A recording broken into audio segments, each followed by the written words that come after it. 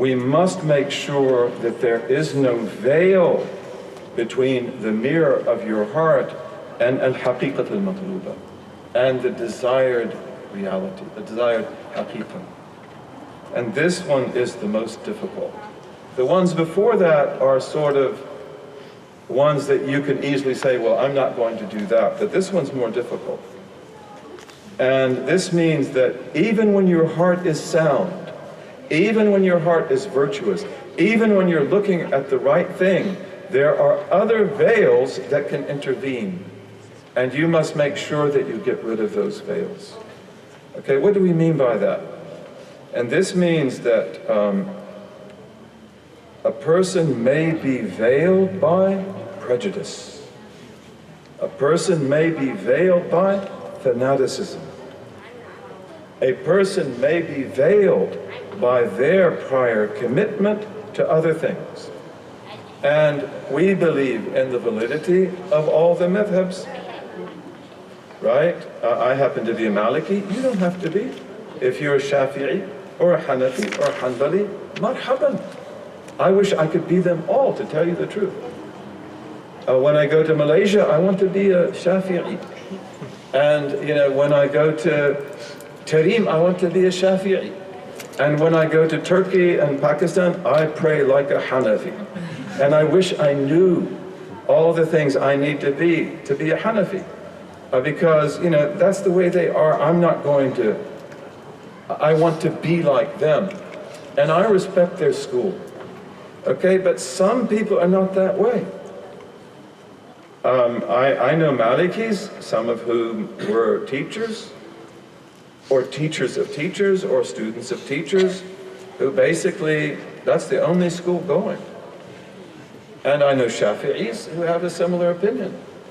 And I know Hanafis who really have that down.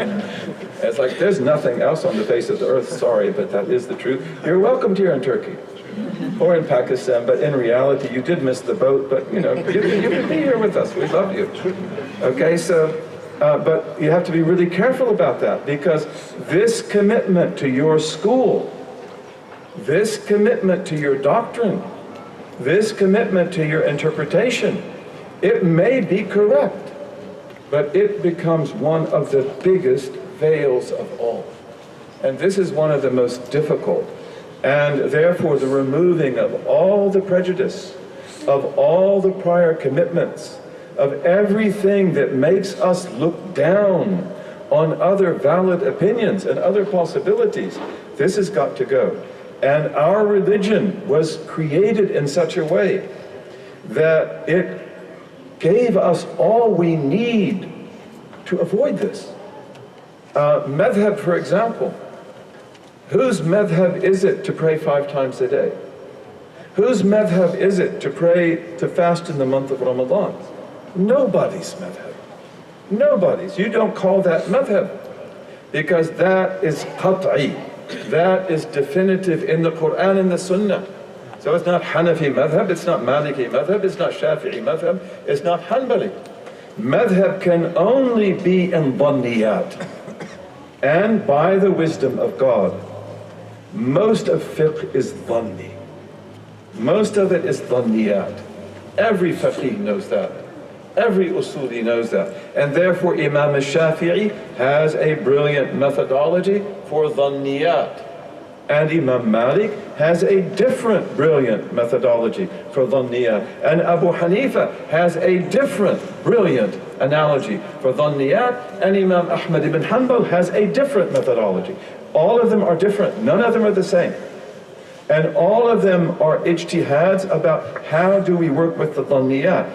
And therefore they also understood that we respect the opinions of the other schools. And Imam Abu Hanifa used to come to Medina and sit with Imam Malik. And they would talk about khilaf. And after he died, his son Hamad would come and sit with Imam Malik and tell him about Abu Hanifa. And Imam Malik yearned for that knowledge. And one of the basic principles of Imam Malik was ri'ayatul khilaf, the heeding of dissent. Meaning that if Imam Malik takes a position, for example, in marriage, that a particular type of marriage is invalid, and therefore there's no dowry in it, or there is no inheritance in it. Okay, it's mafsukh. Okay, yet he knows that it's not mansukh with Abu Hanifa. He will say, then she will have a dowry, she will have inheritance, even though he will null it. But if the husband should die during the waiting period, she will inherit from him. Okay, why? Ri'ayatul khilaf, out of respect for Abu Hanifa. This is our civilization. And where is that today? And you see, most of the things that we fight about among ourselves as Muslims, most bitterly, are dhanniyat. Sometimes they don't even rank there, because sometimes they're just false. But we will fight over them. So again, be careful of what you attach to. And again, illusions, delusions, false cognitive frames, all of these come between you and the haqiqa matluba. Idolatry, polytheism, communism, fascism, nationalism, atheism,